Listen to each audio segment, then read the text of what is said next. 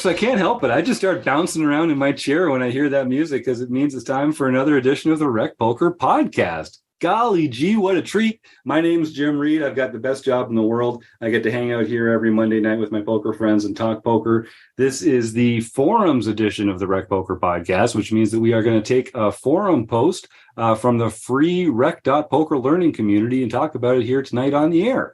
I mentioned that everything we do, most of what we do at Rec Poker is free. We're a largely volunteer-based organization. And so our sponsors help us out a lot. Those sponsors are Mark Bershon at Website Amp and the Running Aces Hotel, Racetrack, and Casino. We couldn't do it without them.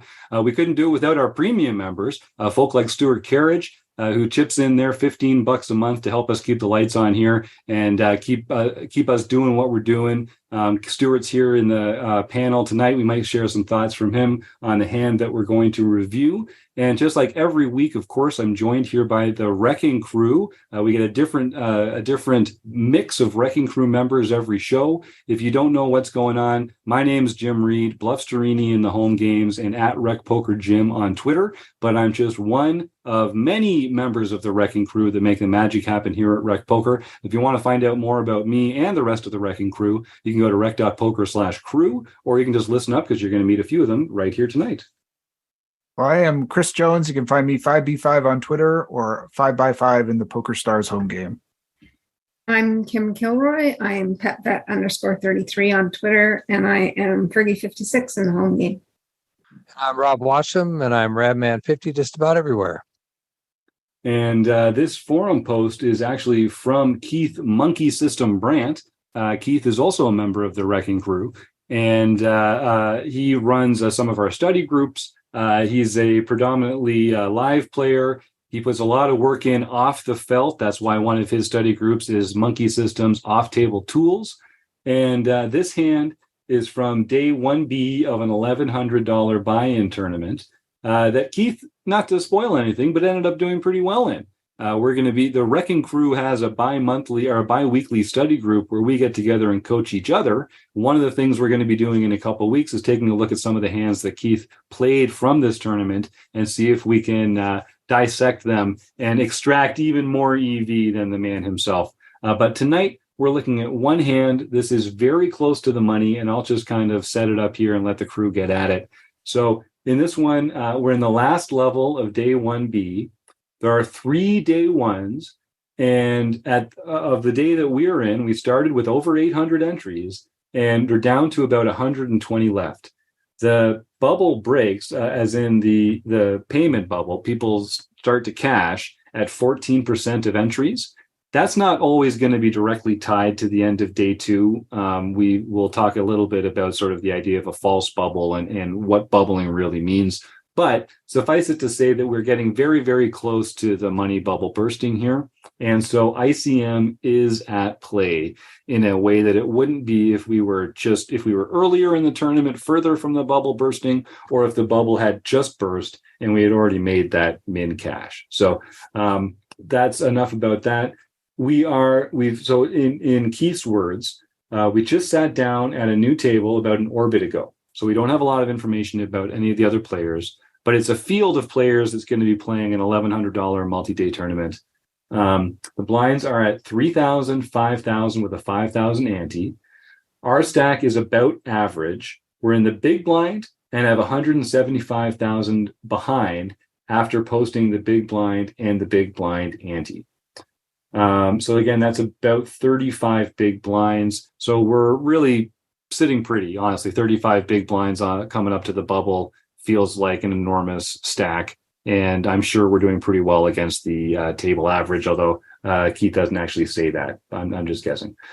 Under the gun is an older gentleman with about 50,000 chips, or about 10 big blinds, and they've not played a hand since we sat down. I love the way Keith writes this up. He says, he's been murmuring to himself, waiting for his spot. And on this hand, he jams. So we get an open jam for 10 big blinds from Under the Gun. Under the Gun 1 has already called 2 jams since we sat down. One of them was with a reasonable hand, but one was a sizable jam he called with ace-6 suited. He has about 300,000 and covers all but one at the table. So he has a very healthy stack. He's obviously not afraid to snap somebody off, and he calls the 10 big blind shove that's in front. Everyone else folds, and Keith says that all but 2 of the remaining players cover you by a small amount. Okay, wow. So this is actually a pretty deep table then to get to the bubble here, which does change the math a bit as well, to be honest with you. If there aren't a bunch of short stacks around, then you just never know. You can get into kind of more trouble than you might be otherwise. Are you sure that's what that says? I think it says he covers all but one person. Yes, that one. And then where does he say that he's the next line? All but 2 of the remaining players cover you by a small amount. Right. Yeah. So, which is surprising to me. That this is a pretty deep structure here. I don't know. I can't say exactly where this one was. I know he or a deep table. I mean, it could be. Yeah, it could be a deep this table. This is an extraordinarily deep table. Yeah, that's true. And we did just get seated here, so that does kind of happen sometimes. They're not really balancing by chip stacks. They're just breaking tables in order and randomly taking people away. So you do end up with deeper tables. That's a great point, Chris.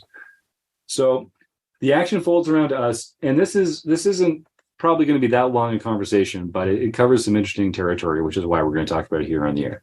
So we look down at ace queen offsuit, and Keith just says, "What would you do, and why?" And Keith is going to run this through Isomizer, and there's going to be some forum posts and responses here to get into eventually. And I'm sure this is going to be a spot that Keith brings up in his off-table tools study group sometime next month. Rob, why don't you jump in there first? Under the gun shoves 10 big blinds. You get called by a deep stack player in under the gun +1. You're looking down at ace queen offsuit. What do you do and why? Well, a couple of things that I would consider. First of all, this guy's been murmuring to himself. He's waiting for his spot, but he's under the gun, right? So what does that mean? The next hand, he's going to be the big blind, right? Yep. Plus so the big all of a blind sudden, he's got 10 big blinds. He's now his next hand, he's going to have to put in 2 more big blinds. So normally I would say, this guy is probably sitting there with aces or kings, right? Because that's what he's sitting there waiting for. But that's not necessarily true here. He could be doing this with just about any pair, and a lot of other cards that are just pretty looking, because he is going to be the big blind next. So that's one thing they have to consider. The other thing is the guy with all the chips did not put in an isolation bet. He just called. Mm-hmm. So to me, that means he's not necessarily that strong either. He doesn't want to commit any more chips than those 10 big blinds. So I think there's an opportunity here. I think there's a big opportunity here, and I'd like to hear what others think. I want to jump right off on the point of the player flatting in position there, because some players, you said it, Rob, that kind of caps their range a little bit. They've got a hand they don't want to get more chips in. But for other players, they're calling there with the premiums all the way because they want someone to back raise, or they don't mind going multi-way with a big pair. And I would really want to know more about that player. And we're not going to be able to, because we've only been here for an orbit. Yeah. But that's one thing that is always raises, because they've declined fold equity. Anytime someone declines fold equity, I always think, are they an inexperienced player? If so, that kind of leans towards a not very strong hand. Are they a very experienced player? Then they're going to have more of those kind of like sneaky flats in there where they don't need fold equity to win the hand. Sorry, Chris, I cut you off. No, I mean, there's a couple of things that I would love to know that would help me make this decision. Number one, I think there's 2 kinds of murmuring type short stack players, right? There are the ones who are just sick of it. Like, I'm just tired of getting 9-3 offsuit every hand. I am going to shove anything reasonable. Like, I hate this game. I hate everything. And I'm just sick of it. Like, there's that kind of murmuring player, but there's also the kind that is like, I'm sick of it, but I'm still disciplined. and I know I'm under the gun and I'm only shoving here, I am going to blind out before I shove something that's not reasonable. And so like helping yourself sort of distinguish here is a really important, but even more important for me is this second player. The second player is the player who I am absolutely the most nervous about. They cover us, and they should technically, they absolutely should. If they're really good and they're studied, they should be flatting here with their super premiums. And so because like I want more than 10. If I've got aces here, I want more than 10 big blinds. I mean, fine. Like, let's knock this guy out, but I want some other people to start to let's get some real stacks in play here.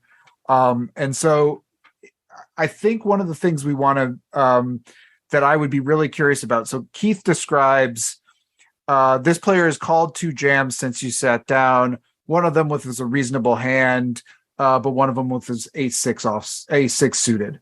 But what I am most curious about is where at the table did they do this? Like if they called A6 suited from the big blind after a button shove, and they called with their reasonable hand against like another late position open, and now they're flatting from under the gun 1, I am running for the hills. But if they're just like somebody who's like positionally unaware, they're kind of clueless, they're just calling off with A6 suited sometimes, and this player might be murmuring frustrated, now I might be trying to squeeze here. So I think it's really key about these 2 players before we start to make these decisions. That's my take. I agree with that as well, but we've only been here for 1 orbit. This guy might be murmuring because he lost a huge hand and now he's only got 10 big blinds, and he's just murmuring about only having 10 big blinds. And now he's getting it in with 5s or 4s or, 9, 10 suited. Like he's just getting it in because he's been murmuring because we don't know. We haven't been there long enough to know.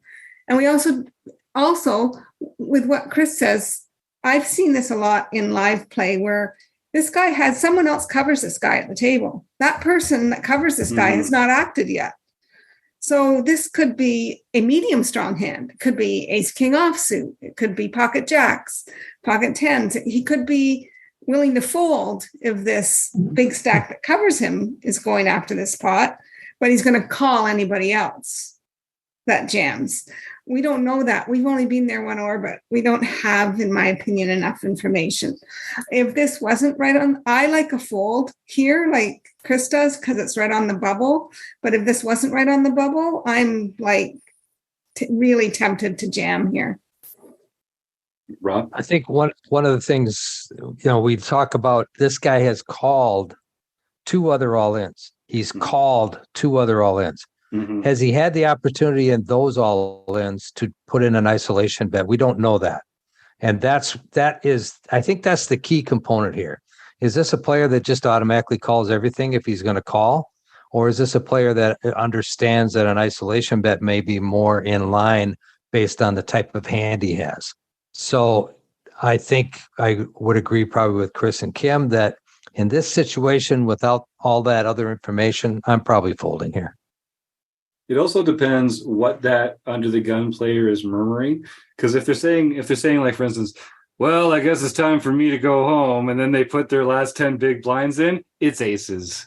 They've got it. You don't have to worry about that. That's a pretty standard little speech play. But yeah, I really want to emphasize, like, for me, the important player in this is the second player in the hand. They've got us covered, so they matter a lot more. And it would be nice to know more about them. We don't get to, of course. Let's put ourselves in their shoes, though. We're a thinking player. Someone under the gun, a murmurer, has shoved 10 big blinds.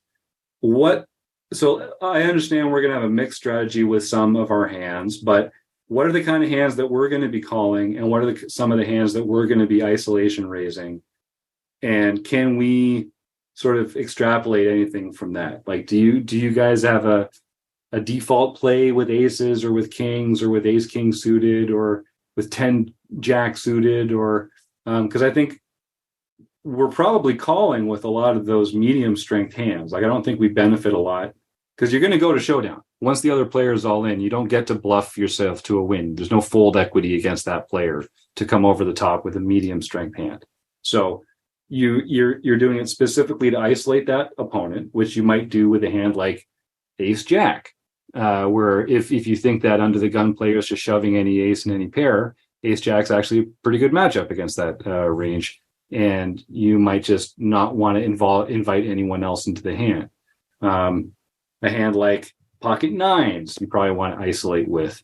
So ace queen is going to be in relatively good shape against that kind of range, but it's just so dead when they've got queens, kings, aces, and ace king. What do you guys think about that? What's your default in that spot, Rob? Well, yeah. Again, the question is this the type of player that's going to isolate at all? Right. If it sounds like he's just called a couple times, and one time with ace six suited. So, hey, I got an ace that's suited. Let's call this all in.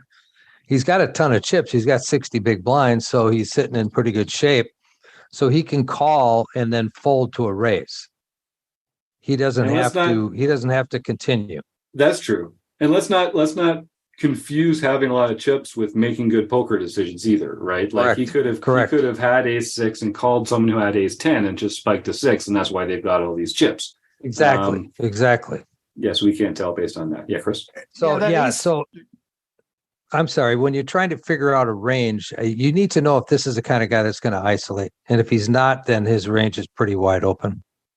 Go ahead, Chris. I'm sorry. Yeah, no, that ace-6 hand is the one that I would return to when making this decision. So, like, this is why you want to remember things that, like, because, like, I think it's perfectly reasonable, depending on the size of the shove, if this is, like, small blind versus big blind. He's in the big blind with ace-6 suited, and somebody shoves in front of him, that's a perfectly reasonable call. If he's sitting in the hijack and the under the gun player shoves and he calls with ace-6 suited, now this player is like not making good decisions. And so that is, I think, a really key hand for us deciding how we approach this spot. And depending on how that hand went down would help me make a lot of decisions about what I'm doing here. But if you're to answer your question about what would I do as the under the gun one player after this 10 big blind, I mean, I am flatting with a very polarized and very good range. You want to know my strategy in this spot, especially you under don't the mean gun polarized, one. you mean linear. Very good. Well, linear. I will probably have a little bit of some nonsense in there just to for flatting? Yeah, a little bit. What about you, Kim? Bit. What about you, Kim? I know you and Chris don't always play exactly the same way, which is a strength on a podcast like this when we get to hear different points of view. Yeah, I would often do what I said, which is just flat call with some medium strong hands because somebody on the table has me covered here. And there's a lot of people I'm willing to call, but not. And I will probably isolate with the strongest hands in my range. With my go ahead. But maybe not ace king. Mm-hmm. Yeah, take it, Chris. Oh, just I play these a little differently, and maybe I like my medium strength. Like if I have jacks here or tens, I'm probably min clicking it back to try to isolate. But also give myself the room that if the one player that has me covered comes over the top, that's probably one I can get away from. But if they're really good, then I've got to figure out. Sometimes I'm going to have to do this with my absolute premiums as well, and then it gets so it kind of depends who's at the table too. But I kind of prefer that, and I love having aces and flatting here. I just love it. I think there's no downside, right? The downside to me is just that it's the bubble. So I'm just not willing to take a 70-30 on the bubble. I'd rather just take it all now. With the players left to act, I don't want to get it in versus the other big stack on the bubble. Even with high equity hands. But I totally agree with you in other spots to trap there. Right. Well, I don't know. I mean, with aces, we're better than 70-30 pretty much. Right? I don't think so. Most of the time. Well, it depends what they have. But yeah. But I mean, it's a pretty strong edge. I think this reinforces how important the ICM factor is, because if this was not an ICM spot, we'd be talking a lot less. Well, for one thing, we get this whole other conversation we could have about opening a side pot here from either of these players and how we might want to open ourselves up to that. But I think ICM does play a big factor here when you're this close to the bubble. And again, it's a significant portion of our stack, but we have a lot of options available to us when we're not so worried about busting, that we just don't really get to explore as much when we're this close to the bubble. It'll be interesting to see what Keith comes up with what ICMizer is. Yeah, it's a tricky spot. Ace Queen's one of those hands. It's one of those kind of way ahead, way behind hands when it comes to these premium ranges. You're either dominating all the best aces and flipping with the pairs, or you're just way behind Ace King and the other top pairs in that set. Rob, did you have one thing? We are closing the action if we call. That's true. Yeah, we're in the big blind. But you're looking at a situation where unless you really hit well on the flop, you're gonna be in trouble, right? You're out of position against both players. Well, it doesn't matter under the gun, but you're out of position against the under the gun +1. And unless you hit big, you're going to be in limbo and you're not going to know what's going on. You're not going to know where you're at. So it is possible that you could just flat here. But again, you only have 35 big blinds. You're better off probably all in or fold. And if we do flat, there's going to be a slightly less than pot size bet left. So we'll have about 25 big blinds in our stack and about 30 in the middle. So it's a uncomfortable stack to pot ratio to play on the bubble. It's actually a really easy stack to pot ratio. It's kind of stack to pot ratio you'd love to have with a hand like Ace Queen offsuit most times, because you can just get it in on any 2 overs plus draws or any pair. But in this circumstance, it's actually you're not gonna know if you're good if you hit the queen, and it's kind of just a scary, sneaky spot.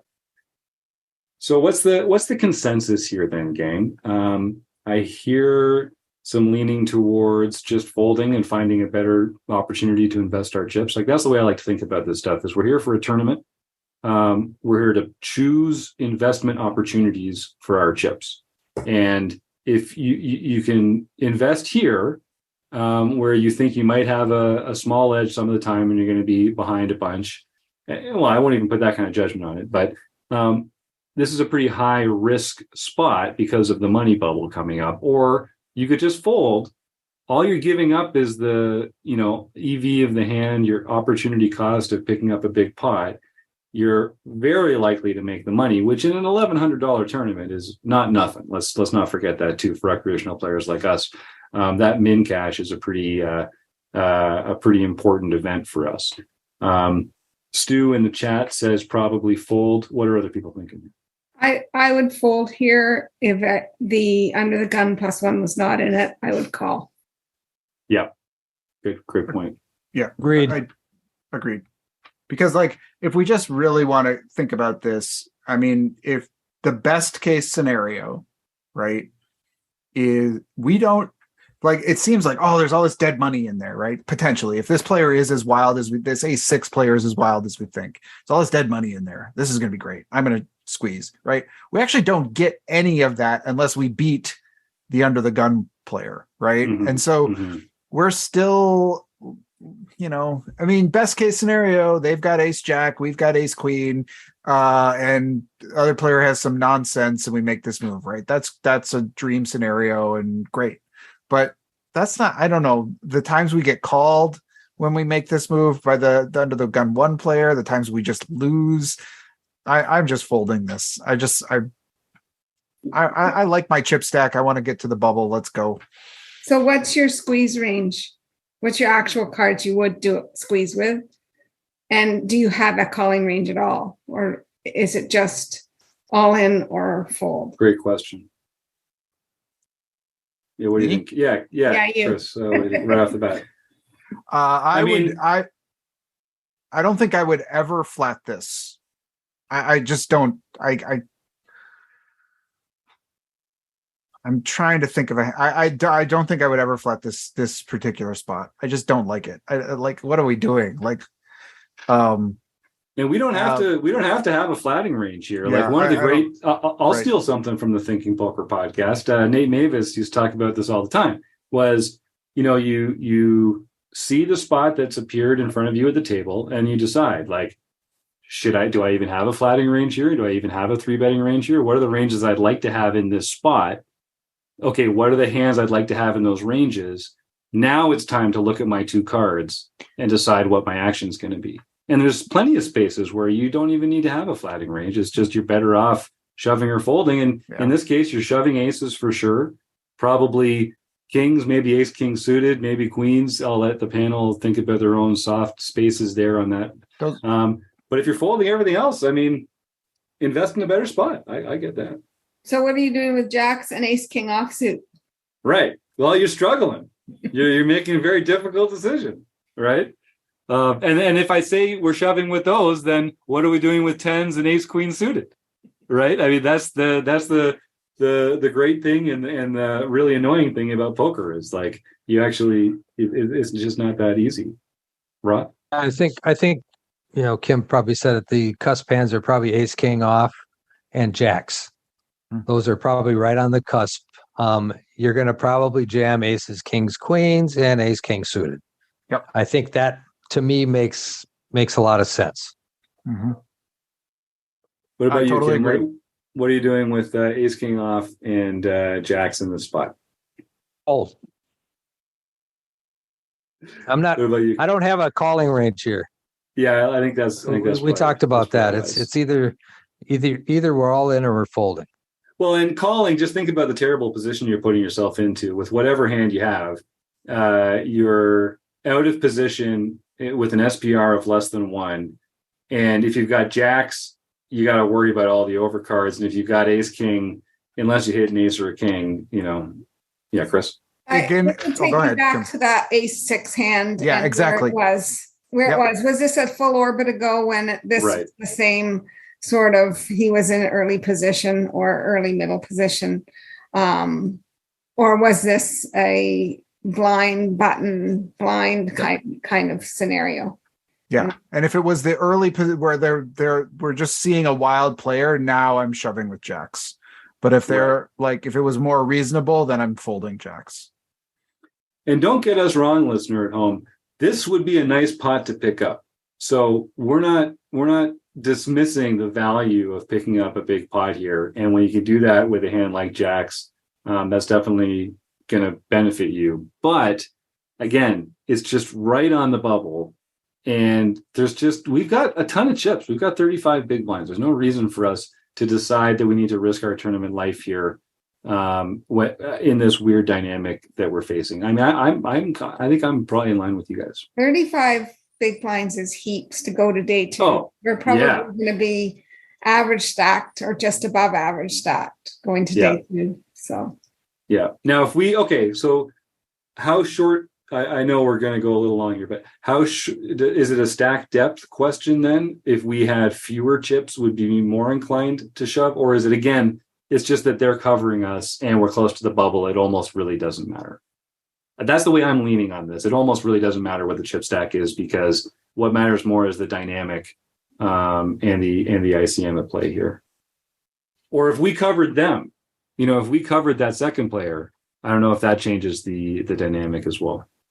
Any final thoughts on those random end of the episode thoughts? If we were really short, and it's like we're threatened to survive this bubble and this is our chance. Yeah. Then I think we can't throw away a hand that's as strong as ace queen.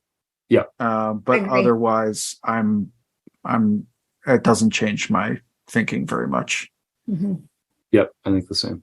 Your bubble factor is very small when you're at the short stack at the table. Mm-hmm. There's, you just a hand like ace queen, you can't go by it and let it go. One of the things too you think about when you're making mistakes in an ICM situation, the bigger mistake is a call versus the more aggressive action. Yes, you can be off by a number of pips when you're going all in or making an aggressive action. But when you're calling, you can't be off even by 1 pip, and it makes a huge difference in your equity. So calling mistakes are much more damaging to you than jamming mistakes or aggressive actions. Or even folding actions, like over folding or over shoving are both better errors to make than over calling. It's those calls that really cost you a lot of EV. Is that something you learned in the Rec Poker book study, Rob Washam, that you're doing with? There's this book study on Rec Poker, and it's really been beneficial to learning a lot about ICM situations.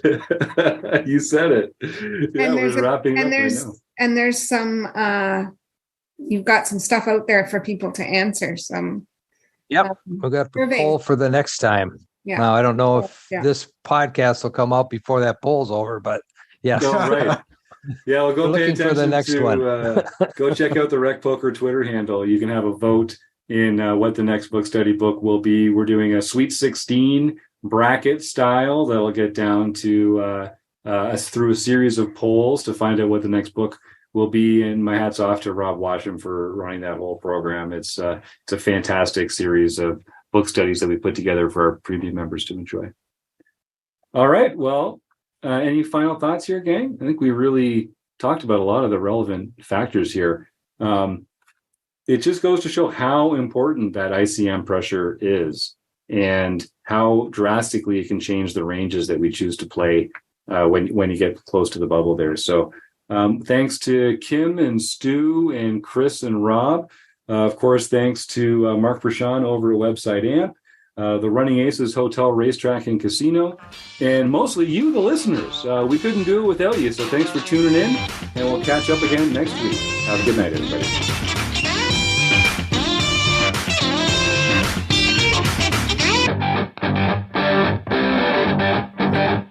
Patented air guitar. Oh, yeah. We're letting it roll. We're letting it roll tonight. You gotta have some fun here, folks. Thanks, everybody.